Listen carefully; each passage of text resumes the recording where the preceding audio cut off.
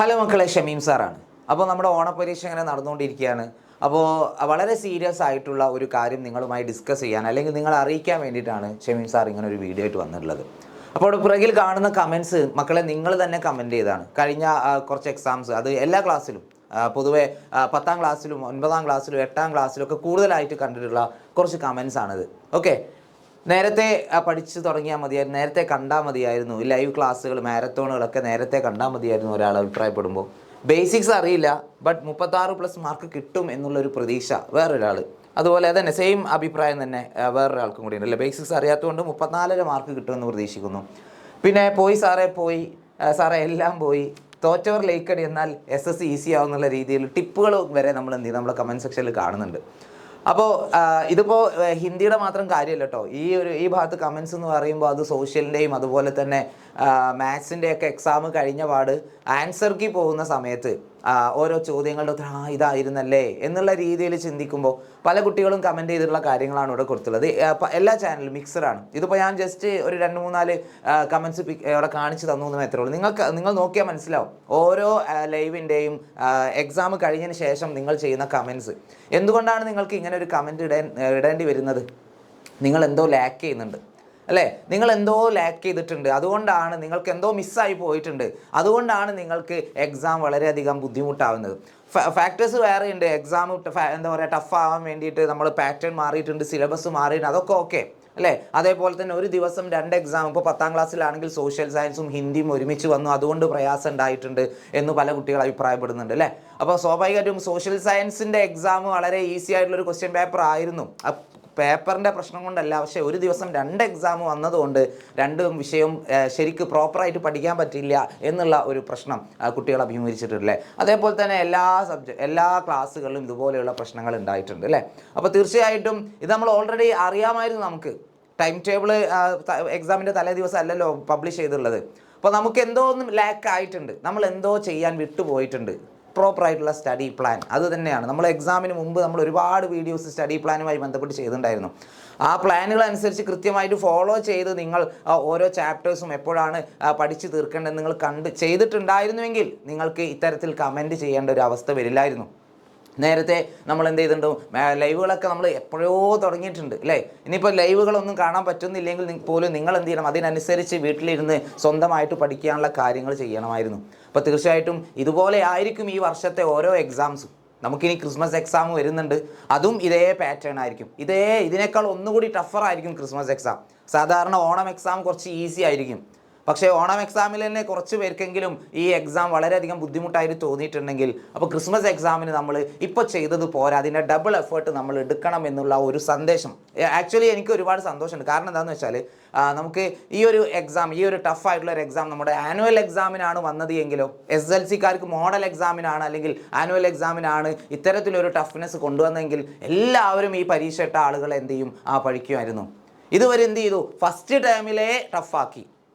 First ടൈമിൽ അത്യാവശ്യം ബുദ്ധിമുട്ടുള്ള ടൈപ്പ് ക്വസ്റ്റ്യൻസ് ആഡ് ചെയ്തുകൊണ്ട് തന്നെ നമുക്ക് പ്രിപ്പയർ ചെയ്യാനുള്ള ഒരു സമയം കിട്ടിയിട്ടുണ്ട്. കഴിഞ്ഞ വർഷം +1 +2 ഈ ഒരു സമയം അവർക്ക് കിട്ടിയിട്ടുണ്ടായിരുന്നില്ല. കാരണം അവസാനം മോഡൽ എക്സാം ഈസി ആക്കിയിട്ട് പബ്ലിക് എക്സാം കൊണ്ടുപോയിട്ട് ടഫാക്കുന്ന ഒരു സ്ഥിതിവിശേഷമായിരുന്നു കഴിഞ്ഞ വർഷങ്ങളിലൊക്കെ ഉണ്ടായിരുന്നത്. അതിനൊരു മാറ്റം വന്നിട്ടുണ്ട്. നല്ലൊരു സൈൻ തന്നെയാണ്. നമുക്ക് മനസ്സിലാക്കാൻ വേണ്ടി പറ്റും എങ്ങനെ പഠിച്ചാലാണ് നമുക്ക് ആനുവൽ എക്സാമിന് ഫുൾ മാർക്കിലേക്ക് അല്ലെങ്കിൽ A+ലേക്ക് എത്താൻ പറ്റുക എന്നുള്ളത് ഇപ്പോൾ എല്ലാവർക്കും മനസ്സിലായിട്ടുണ്ടാവും അല്ലേ. തീർച്ചയായിട്ടും അല്ലേ.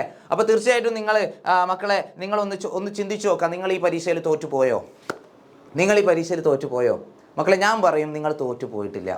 ഓക്കെ, നിങ്ങൾ തോറ്റുപോയിട്ടില്ല. നമുക്ക് പുതിയ സിലബസ് വന്നു. ഇപ്പോൾ 6, 8, 10 ക്ലാസ്സുകളിലൊക്കെ പുതിയ സിലബസ് വന്നു. നമുക്കൊന്നും അറിയില്ല. ടീച്ചേഴ്സ് പോലും ഇമാജിൻ ചെയ്യാത്ത അല്ലെങ്കിൽ എക്സ്പെക്റ്റ് ചെയ്യാത്ത ചോദ്യങ്ങളൊക്കെ വന്നിട്ടുണ്ടായിരുന്നു.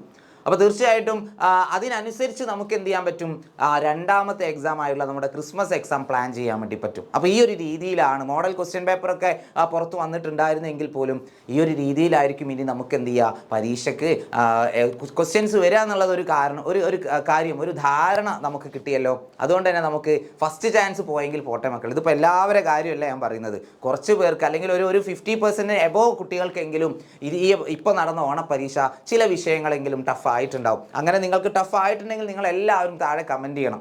ഓക്കെ, നിങ്ങൾക്ക് ഏതൊക്കെ സബ്ജക്റ്റാണ് ഏറ്റവും കൂടുതൽ ബുദ്ധിമുട്ടായത് എന്ന് നിങ്ങൾ എന്ത് ചെയ്യണം, തീർച്ചയായിട്ടും താഴെ കമൻറ്റ് ചെയ്തിട്ടുണ്ടാവണം കേട്ടോ. ഓക്കെ, അത് നമുക്ക് അതിനനുസരിച്ച് നമുക്ക് കൂടുതൽ വീഡിയോസൊക്കെ തരാൻ അത് ഉപകരിക്കും. നിങ്ങൾ തീർച്ചയായിട്ടും നിങ്ങളുടെ ഓരോ കമൻസും വളരെ വിലപ്പെട്ടതാണ്. നമുക്കതിനനുസരിച്ച് എന്ത് ചെയ്യാം, നിങ്ങൾക്ക് വേണ്ട ക്ലാസ്സുകളൊക്കെ നമുക്ക് പ്ലാൻ ചെയ്യാൻ വേണ്ടി പറ്റും. ഓക്കെ, അപ്പോൾ നിങ്ങൾ കമൻറ്റ് ചെയ്യാൻ മറന്നു പോകരുത്. അപ്പോൾ നമുക്കൊരു സെക്കൻഡ് ചാൻസ് ഉണ്ട്. യെസ്, തീർച്ചയായിട്ടും സെക്കൻഡ് ചാൻസ് ഉണ്ട്. ഫസ്റ്റ് ചാൻസിൽ നമ്മൾ വീണു പോയെന്ന് കരുതി ഇതൊന്നിൻ്റെ അവസാനമല്ല. ഓക്കെ, അപ്പോൾ അതുകൊണ്ട് ഇപ്പോൾ മാർക്ക് നിങ്ങൾ വിചാരിച്ച അല്ലെങ്കിൽ എക്സ്പെക്റ്റ് ചെയ്ത ആ ഒരു മാർക്ക് നിങ്ങൾക്ക് കിട്ടിയില്ല എന്ന് കരുതി ആരും നിരാശരാവേണ്ടതില്ല. നമുക്കിനിയും എക്സാംസ് വരാനുണ്ട്. എസ്പെഷ്യലി ഹിന്ദി ആണെങ്കിലും അല്ലെ, അതുപോലെ തന്നെ സോഷ്യൽ ആണെങ്കിലും മാത്സ് ആണെങ്കിലും സയൻസ് സബ്ജക്റ്റുകളാണെങ്കിലും എല്ലാത്തിനും നമുക്കിനി എന്ത് ചെയ്യാണ്ട് പഠിക്കാൻ ഒരുപാട് കാര്യങ്ങൾ, ഇനിയും ചാപ്റ്റേഴ്സിൻ്റെ എണ്ണം കൂടെ ചെയ്യുന്നുള്ളൂ, കുറയുന്നില്ല. അതിനനുസരിച്ച് നമ്മൾ പ്ലാൻ ചെയ്ത് മുന്നോട്ട് പോയാലേ നമുക്ക് എന്ത് ചെയ്യാൻ പറ്റുള്ളൂ, ക്രിസ്മസ് എക്സാമിനും അതുപോലെ പബ്ലിക് എക്സാമിനും നമുക്ക് ഫുൾ മാർക്കിലേക്ക് അല്ലെങ്കിൽ A+ലേക്ക് എത്താൻ വേണ്ടി പറ്റുള്ളൂ. അപ്പോൾ അതിന് നിങ്ങൾ ചെയ്യേണ്ട കാര്യം ഒന്നേ ഉള്ളൂ, പ്രോപ്പറായിട്ടുള്ള ഒരു പ്ലാനോട് കൂടി പോകുക എന്നുള്ളതാണ് അല്ലേ. ഏതൊക്കെ ചാപ്റ്റേഴ്സ് എപ്പോഴൊക്കെ പഠിച്ചു തീർക്കണം. അവസാന സമയത്ത് മാരത്തോൺ സമയത്ത് നമ്മൾ എന്താ പറയുക, റിവിഷന് വേണ്ടി ആയിരിക്കണം ലൈവിൽ വരേണ്ടത്. റിവിഷന് വേണ്ടി, അതിന് മുമ്പ് നമ്മളെല്ലാം പഠിച്ച് സെറ്റായിട്ടുണ്ടാവണം. അപ്പോൾ അതിനൊക്കെ നിങ്ങളെ ഹെൽപ്പ് ചെയ്യാൻ നമ്മൾ എന്ത് ചെയ്യുന്നുണ്ട്, ഓരോ ക്ലാസ്സിലും നമ്മൾ ബാച്ചുകൾ കൊടുക്കുന്നുണ്ട്. 6ാം ക്ലാസ് മുതൽ +2 വരെ നമുക്ക് ഓൺലൈനായിട്ട് ബാച്ചുകളുണ്ട് നിങ്ങളെ ഹെൽപ്പ് ചെയ്യാനാണ്. ഇപ്പോൾ ഈ ബാച്ചിൻ്റെ പ്രൊമോഷനായിട്ടൊന്നും നിങ്ങൾ കാണേണ്ടതില്ല, നിങ്ങൾ മനസ്സിലാക്കിയാൽ മതി. ഇനിയിപ്പോൾ നമ്മുടെ ബാച്ചിൽ ഇല്ലെങ്കിൽ പോലും നിങ്ങൾ എന്ത് ചെയ്യണം, കൃത്യമായിട്ട് പ്ലാൻ ചെയ്തിട്ട് പോകണം. കാരണം എക്സാം നമുക്ക് കഴിഞ്ഞ വർഷങ്ങളിലെ പോലെ എല്ലാം ടഫാണ്. ഇനി അങ്ങോട്ട് ടഫാവും. ഫുൾ A+കളുടെ എണ്ണം കുറയും, വിജയശതമാനം കുറയും, അത് ഉറപ്പാണ്. ആ ഒരു എന്താ പറയുക, മാറ്റി നിർത്തപ്പെടുന്ന അല്ലെങ്കിൽ മാർക്ക് കുറഞ്ഞു പോകുന്നവരിൽ നമ്മൾ പെട്ടുപോകാൻ പാടില്ല. നിങ്ങളെ ഹെൽപ്പ് ചെയ്യാൻ നമ്മൾ ഇവിടെ റെഡിയാണ്. നിങ്ങൾക്ക് വേണ്ട എല്ലാ ക്ലാസ്സുകളും നമ്മൾ തന്നുകൊണ്ടേയിരിക്കും. ഇപ്പോൾ ഓണം ഓഫറൊക്കെ ഉണ്ട്. ഓരോ ക്ലാസ്സിൻ്റെയും ഫീസും കാര്യങ്ങളൊക്കെ ഇവിടെ കൊടുത്തിട്ടുണ്ട്. 6ാം ക്ലാസ് മുതൽ +2 വരെ നമുക്ക് എന്തുണ്ട്, ബാച്ചുകളുണ്ട്. താല്പര്യമുള്ള മക്കളെല്ലാവരും നിർബന്ധമായിട്ടും എന്ത് ചെയ്യുക, താഴെ കാണുന്ന നമ്പറിൽ കോൺടാക്ട് ചെയ്യുക. എന്നിട്ട് എത്രയും പെട്ടെന്ന് നിങ്ങളുടെ അഡ്മിഷൻ ഉറപ്പാക്കുക. ഓണപ്പരീക്ഷ കഴിഞ്ഞു, ഇനി വെക്കേഷൻ സമയമൊന്നും വെറുതെ കളയേണ്ടതല്ല. ഓക്കെ, മക്കൾ മനസ്സിലാക്കുക. അപ്പോൾ നല്ല മാർക്ക് ഉണ്ടെങ്കിലേ നമുക്ക് സമൂഹത്തിൽ നല്ല രീതിയിൽ നല്ലൊരു ജോലിയൊക്കെ കിട്ടിയിട്ട് നമുക്ക് ജീവിക്കാൻ വേണ്ടി പറ്റുള്ളൂ. ഓക്കെ, ഒരു 18 വയസ്സ് വരെ വീട്ടുകാർ നമ്മുടെ കൂടെ ഉണ്ടാവും. അത് കഴിഞ്ഞാൽ പിന്നെ നമ്മൾ തന്നെ എന്ത് ചെയ്യണം, അധ്വാനിക്കണം. നമ്മൾ തന്നെ സ്വന്തമായിട്ട് ഇപ്പോൾ ഡിഗ്രിക്കൊക്കെ പഠിക്കുന്ന സമയത്ത് ആരും ഉന്തി തള്ളി പറഞ്ഞേക്കാൻ പോകുന്നില്ല.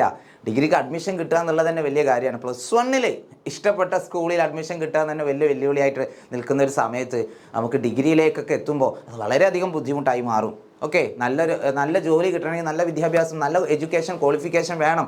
അപ്പോൾ അത് കുഞ്ഞു പ്രായത്തിലെ നമ്മൾ എന്ത് ചെയ്യണം, 6ാം ക്ലാസ്സിലാണെങ്കിലും ഏത് ചെറിയ ക്ലാസ്സിലാണെങ്കിലും ആ ഒരു ലക്ഷ്യം നമുക്ക് ഉണ്ടാവണം. നല്ലവണ്ണം പഠിച്ചാലേ നല്ല രീതിയിൽ നമുക്ക് ജീവിക്കാൻ കഴിയുള്ളൂ എന്നുള്ള ആ ഒരു ചിന്ത നിങ്ങളിൽ ഉണ്ടാവണം. അപ്പോൾ നിങ്ങളുടെ കൂടെ എന്നും എക്സാം വിന്നർ ഫാമിലി ഉണ്ടാവും. അപ്പോൾ താല്പര്യമുള്ള മക്കളെല്ലാവരും എന്ത് ചെയ്യുക, എത്രയും പെട്ടെന്ന് തന്നെ ഈ ഒരു ഓഫർ സമയത്ത് തന്നെ നിങ്ങൾ എന്ത് ചെയ്യുക, ബാച്ചിൽ ജോയിൻ ചെയ്യുക. ഇനി ബാച്ചിൽ ജോയിൻ ചെയ്യാൻ പറ്റാത്തവരും കൃത്യമായിട്ടുള്ള പ്ലാനോട് കൂടി കാര്യങ്ങൾ മുന്നോട്ട് നീക്കുക. ഓണം എക്സാമിന് നമുക്ക് പറ്റിയ ഒരു അബദ്ധം ഇനിയുള്ള എക്സാംസിൽ ഉണ്ടാവാൻ പാടില്ല. അപ്പോൾ നേരത്തെ പഠിച്ചു തുടങ്ങിയ എല്ലാവർക്കും ഓൾ ദി ബെസ്റ്റ്. അപ്പോൾ ഇനി എല്ലാവരും ഞാൻ പറഞ്ഞ പോലെ കമൻറ്റ് ചെയ്യാൻ മറന്നു വരുത്. നിങ്ങൾക്ക് ഈ പ്രാവശ്യത്തെ ഓണം എക്സാം ഏതെങ്കിലും സബ്ജക്റ്റ് നിങ്ങൾക്ക് ബുദ്ധിമുട്ടായിട്ടുണ്ടെങ്കിൽ അതും നിങ്ങൾ കമൻറ്റ് ചെയ്യുക. ഏതാണ് ഏറ്റവും ഈസി ആയിട്ട് തോന്നിയത് അതും നിങ്ങൾ കമൻറ്റ് ചെയ്യുക. ഓക്കെ, അപ്പോൾ വീണ്ടും കാണാം മക്കളെ. Tata, bye bye.